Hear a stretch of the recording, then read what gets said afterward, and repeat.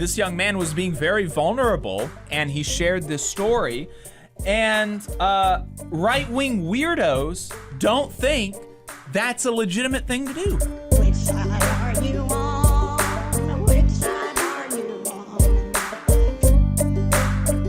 So we've been seeing Starbucks workers, taking stands against their bosses, against management, coming together, and they're now unionized at over 250 locations. They've had 300 union elections. These folks across the country, they're doing, they're doing this for a few different reasons. Some of the people are motivated to form their unions to lock in some of the things that they like about their workplace, right? Not everything is motivated by just totally horrid, rancid working conditions. Some of it's motivated by, I like my job and I want to keep it. I want to keep some of these things that I like. I want to protect it from, the unpredictable whims of my boss, right?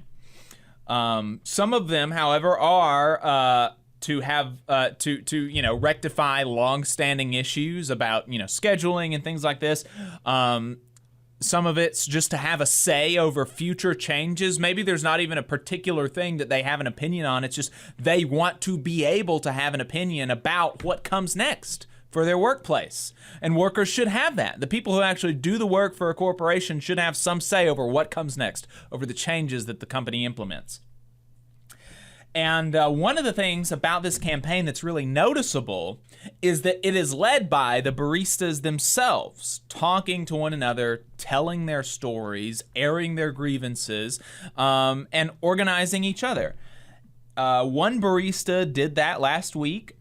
He spoke about some of the conditions of his workplace, having to work 25 hours in a week, including 8-hour shifts on both Saturday and Sunday, all while going to college full time.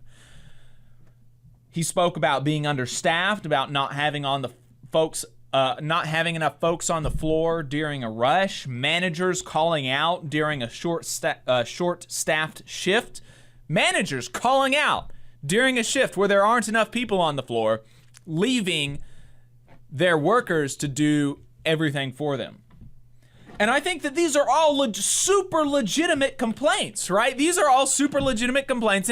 And everybody that's been in the service industry, I've worked in the service industry, I have gotten in, I have been in a place where that really weighed on me a lot, having to deal with all this stuff. I worked when I was in college. I only worked 12 hours a week. I did just one day on Saturday. I would work 12 hours. I would work open to close, and I would work 12 hours. And that would be the only time that I worked during the week at the restaurant. And then I worked like 10 hours during the week here and there at variously an internship where I work now, and then as a legal assistant. So I know, almost exactly what this guy's going through, and that was really difficult. Of course, there are other people who have other difficulties that may or may not be greater or lesser in degree, but it is difficult to juggle full-time college with 25 hours of work in a week. That's a lot to juggle, especially when your job is not properly staffing. It's when your job is placing more work on you than can be physically done in a certain time period, and putting you in front of irate customers who are going to be badgering you over something that is actually not even your fault. It's not your fault that you're short-staffed. And so therefore it's not your fault that their drinks are taking a long time, or it's not your fault in my case that their burgers was taking a long time. It's the fault of the management who did not schedule enough people to man the customers, to man the demand, right? And so these are real complaints, and that can really frustrate somebody, that can make somebody emotional having to go through all of this, because it's not fun being yelled at for what are, in effect, your manager's fault. That's not fun. And so this, this young man was being very vulnerable, and he shared this story. And right-wing weirdos don't think that's a legitimate thing to do. They think that you should just be quiet and be stoic and take all of the punishment that your billionaire boss throws on you. I mean, this is all of this, if you look up right now, and this young man is a trans person, if you look up right now trans barista on YouTube, it's disgusting the amount of people that are going on about this, that are attacking this person for fighting against his company, that are in effect what they're doing is white knighting for Howard Schultz. And they're trying to make it seem like they're fighting against the woke elites or whatever, right? Because this is a barista, and barista are part of the PMC or the professional managerial class, or they're not actually productive laborers or whatever folks want to say. And it's, I mean, they're just having a field day with it, laughing at this worker and pretending that his chief complaint was working an 8-hour day. When obviously, if you watch this video, the chief complaint is not that he had to work an 8-hour day. The chief complaint is that he's having to work 8 hours a day on Saturday and Sunday while going to college full time, while being understaffed, while management is leaving you high and dry. These are all the things, and these are the things that they're trying to unionize to push back against.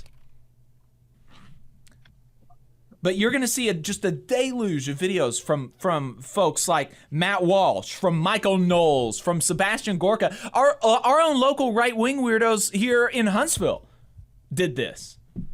Millions of views in totality just attacking this guy and caping for the company.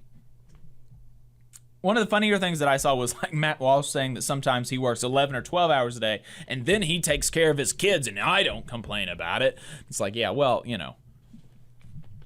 I think being a barista at Starbucks is more difficult than what Matt Walsh does. that's a hot take. Yeah, I'd say so. I bet you don't want to trade places. Yeah, right. Exactly. And they make significantly less money than he does, working for a millionaire who works for billionaires, right? It's just really, really disgusting. And it's trying to, and all of these millions of views are coming from, in a lot of cases, working class people. And what's happening is that these people are trying to turn working class people against each other.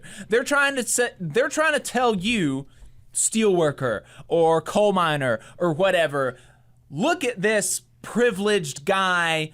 He's complaining about this and really, misrepresenting the complaints. This is your enemy. It's not your boss, just like his enemy is his boss. Your enemy's not your boss. Your enemy is this guy who's making your coffee for some reason. That's your enemy. And of course, who does that help? It helps Howard Schultz. It helps coal mine bosses if coal miners are not focused on fighting for their rights at work. It doesn't help coal miners. Right. Well, and I mean, it ties into what you discussed this morning, and we had Terry on talking about her article and the appeals that Republicans are making for workers. And it's very obvious that they don't see working class, they don't define class in the way that most folks would kind of see it. Class, in their eyes, is not related to production or ownership. Mm-hmm. It's a cultural affect. Right. It's a cultural identity. It's as much about how you consume as it is how you actually make a living. Yeah. There's certainly a trend within the right to, and in some cases even within mainstream liberalism, to divide up working class people along various other demographic lines or cultural lines, even by industries, right? Pitting service sector folks against the trades, all that. It's just, that's why folks have to understand what class you're in, right. and what a class is, and that what do you own? Who owns what? Who operates it? You just saw a clip from the Valley Labor Report. We are live every Saturday morning from 9:30 a.m. till 12:30 p.m. And we pride ourselves on keeping all of our content free to everybody so that we can talk to as many working folks as possible. If you support the work that we're doing, you think that it's important, you think that it's good, then consider making a monthly contribution to the project, and you can do that on our website, tvlr.fm.